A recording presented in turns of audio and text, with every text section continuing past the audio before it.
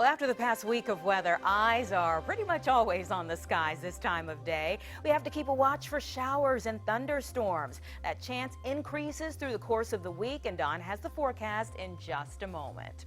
Overgrowth is plaguing a Hampton cemetery, though, yet again. Last year, 10 on Your Side showed you the problem at the historic cemetery off of Woodland Road. Charmaine Vaughters feared her family's legacy would be lost in the weeds. So she made it her mission to do something about it. And 10 on Your Side's Tamara follows up tonight with help from an unusual source. Goat with the flow, that's the idea here as 45 goats take over the cemetery in hopes of making it new.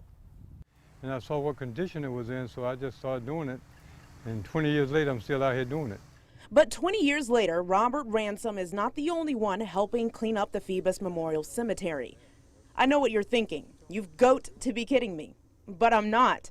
These 45 goats are here specifically to clean the weeds out. They are actually within this compound that we have set up for them. They're actually eating down all of the invasive species.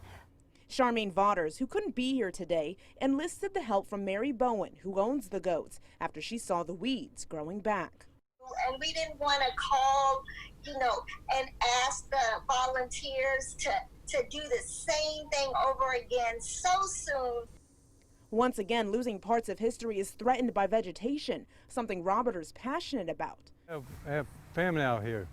My grandmother, grandfather, my uncle's grave, and some more relatives out here. Charmaine is worried about.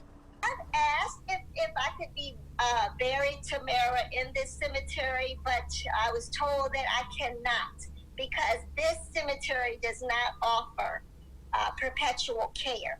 And Mary is more than willing to help with. We really need to bring the respect back to this cemetery and to the history of all the individuals that are buried here. Plus, she says it's environmentally safe.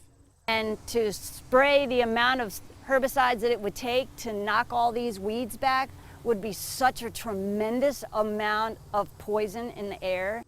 And if the goats love it, it's not harmful to them at all, and they enjoy eating it. And Charmaine loves it. I know, isn't that cool, right? They're on the right path to getting the long-term care they want.